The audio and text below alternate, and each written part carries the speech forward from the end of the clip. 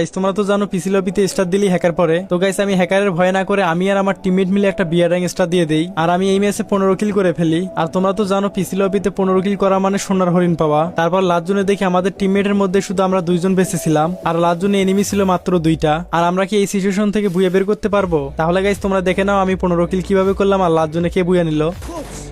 এই সামান্য ঘরটাতে প্লেয়ার আছে, এই যে প্লেয়ার ওয়ান ট্যাপ, এসেটির ওয়ান ট্যাপ দিয়ে দিছি, ফিনিশ দিয়ে দিছি। এই প্লেয়ার তারাই আছে, হ্যাঁ ওয়ান ট্যাপ দিয়ে দিছি। রিভাইভ দাও। এই উপরে প্লেয়ার 77 দিয়ে দিছি। মাসুম ভাই উপর থেকে চাপ দাও, আর একটু কাবার দাও তো, আমি চাপ দিয়ে দিছি।